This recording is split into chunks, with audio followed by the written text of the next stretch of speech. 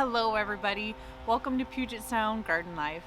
I'm Allison in case we haven't met before, and I'm so excited that you're joining me today. I'm going to be showing you all of the things that I've been growing in my indoor/outdoor growing seed starting setup. I actually filmed quite a bit of footage about 3 weeks ago showing you where I was at in the process of growing things, and then life happened. My family's been sick quite a bit and some other things have been going on, and I never got around to posting it. So today I'm going to share with you an update of how big everything's gotten since then, and I'm also going to show you the footage of what it looked like 3 weeks ago, just so that you have an idea of how I grow these plants, where the spaces in my house that I use to grow them when I don't have a greenhouse, and so you can see how much they've grown. Hi there, spring is upon us. It is April 11th, and I think we had our last frost last night. The 10-day forecast looks clear from here on out, and the range for our last frost is the first week or two of April. So I think we're gonna be good to go. Inside my house here, I've got an indoor seed starting setup. I've got a couple different locations that I wanna show you and show you my process for hardening these off and getting them outside in the garden. So let's take a look at my first seed starting area.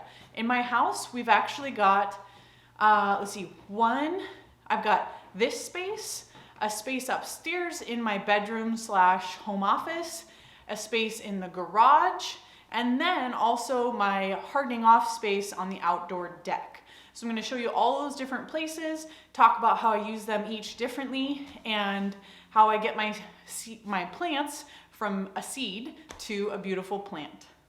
So this is a basic metal shelf from Home Depot. It has 1, 2, 3, 4, actually has 5 shelves. One of them we're not using right now. And we have 3 sets of grow lights. Each set has 2 4-foot LED grow lamps. These ones down at the bottom actually are not LED. They're just some old fluorescent tubes we have that I might as well just keep using. This set of LED lights I purchased from Amazon, and I have another set that I also purchased on Amazon. They are different. Each one has things I really like about it, but I wish I could combine the qualities I really do like from each one and make the perfect indoor grow light for me, but they work just fine. So what I've got going on in here is mostly all tomatoes and peppers. And this is where I grow my plant. I germinate my seeds in the oven, and then I move them here once they're germinated.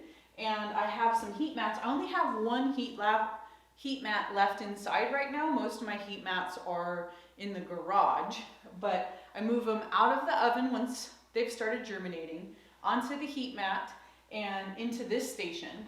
These tomatoes and peppers have been here for a while. I don't remember how long, but let me give you a look at what's growing.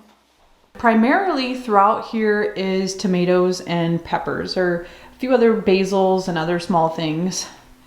And originally I had all of the tomatoes and peppers grouped by variety and by size. However, they were a lot of the tomatoes were getting big and just squished in there, and they weren't supporting themselves very well because they were just leaning on each other. So even with the fan, they weren't getting as strong as I wanted them to be. So I spaced out the peppers and the tomatoes so that there's kind of some smaller gaps. There's lots of different varieties in here. Here is mostly, in the tomatoes, is mostly a bumblebee cherry. And for the peppers, there's California Wonders, Jupiter Bells, and some Poblanos in this tray. And here are some tomatoes I started at a later date. There's Ace 55, which is a paste type tomato, and I'm sure there's other things in there. Oh, more bumblebee. This tray is all peppers, It's got sweet banana, early jalapeno, and shishito peppers. They're doing really well. I'm very excited about them. Excited to get them outside so they can start bushing out. One thing I don't know about peppers and haven't tried before is pinching them off at this stage. So what I've heard is that if you pinch the peppers off as seedlings, they're gonna branch out like many plants do, and you're gonna have a bushier, more productive plant. So I might try pinching off some of them and not others. It's a pretty well used technique with flowers and other, I'm not sure what other vegetable plants you would do that for, but I know that it's done with flowers a lot. This tray here is mostly San Marzanos. My San Marzanos are not doing so well. A lot of them are having their first set of leaves are yellowing, and their leaves are just a little bit on the curly edge. So I'm not quite sure what's going on, but it's going on with most of that variety. So I'm wondering if it's just something to do with that particular variety, because I don't see it happening as much on my other tomato plants.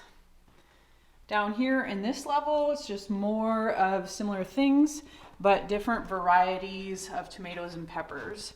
I've also got some dark opal basil, some lemon basil. There's some habanada peppers.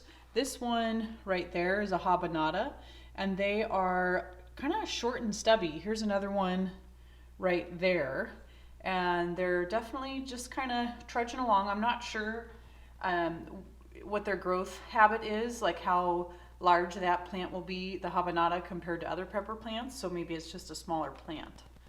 Other tomatoes varieties I have, sun gold tomatoes. My sun golds are all looking super healthy, which is awesome because that's one of my favorite varieties.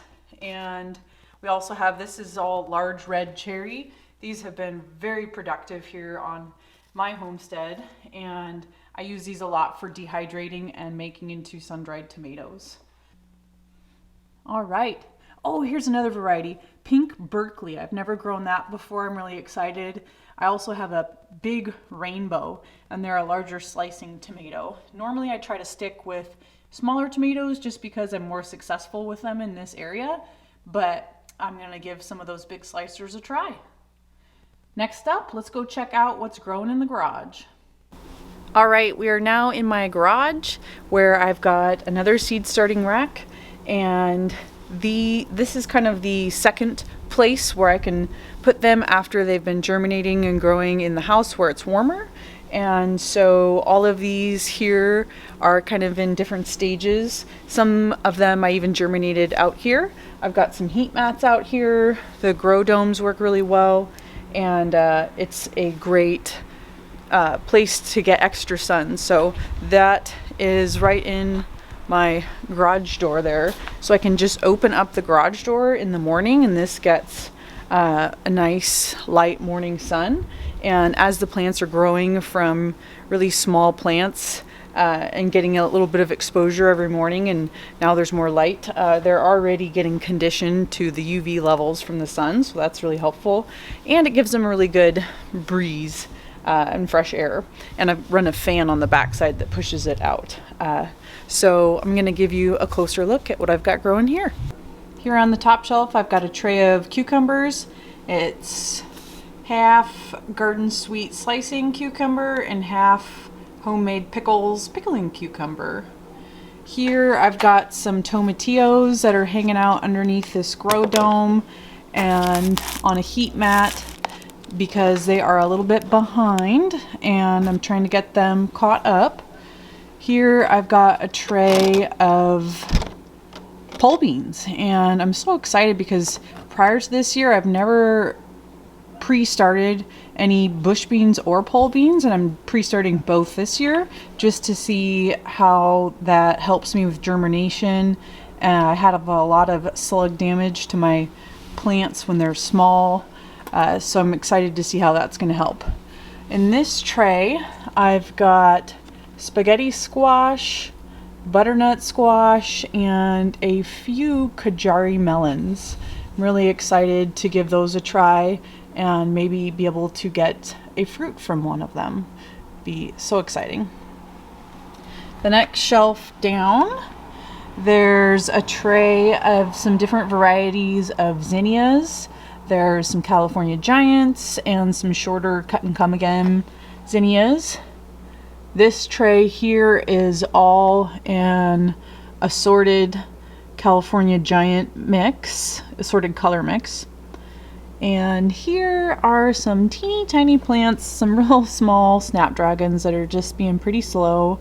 And in the back there's some Clarkia. I've never grown Clarkia before, but we'll see how it goes. And then my Lacinato kale did so poorly earlier when I tried to pot it up from its small spot, and this is about all I have that's really thriving. The stuff in the back's not thriving at all.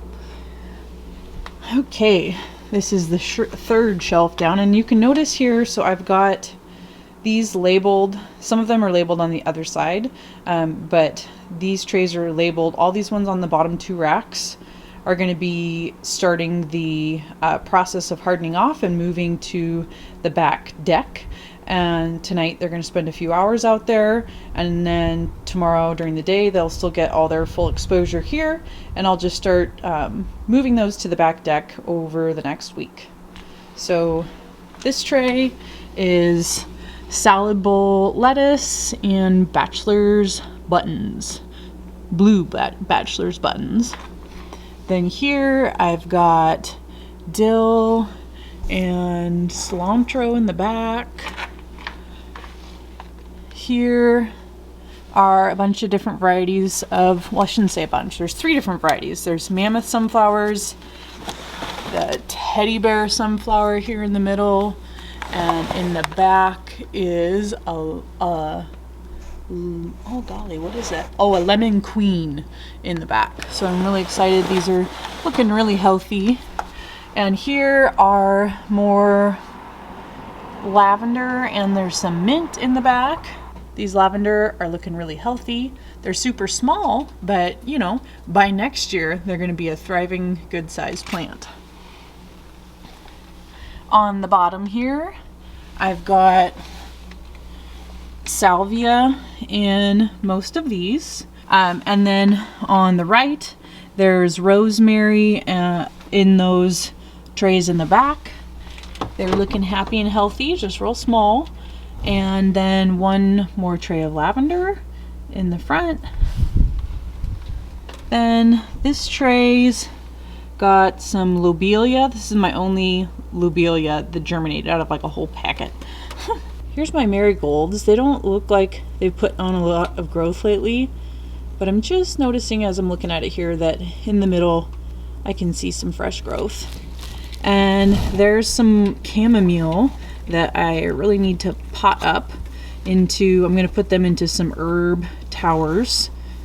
And here we go. Here's the bush beans that I started way early. Oh, they need to be watered, but they look great, and I'm really excited about their size and planting them at this size.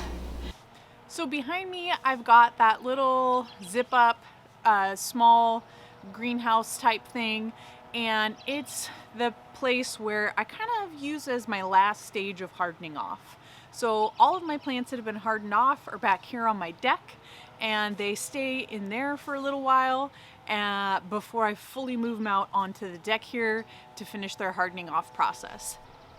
Here is the full glory of my greenhouse deck. You can see it's just kind of covered and a big mess. A lot of these plants I'm going to be selling at a garage sale style plant sale, and some of them will be getting planted here, some of them will be planted at the community garden. Thanks so much for hanging out with me.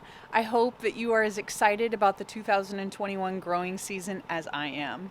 Please leave some comments down below of what you're most excited to grow this year, or if you have any questions about things that you're hoping to grow but you're unsure about, feel free to ask. I might not know the answer, but I'll try my best to help you out.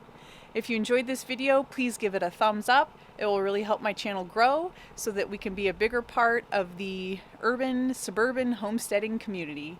Thanks. Have a great day.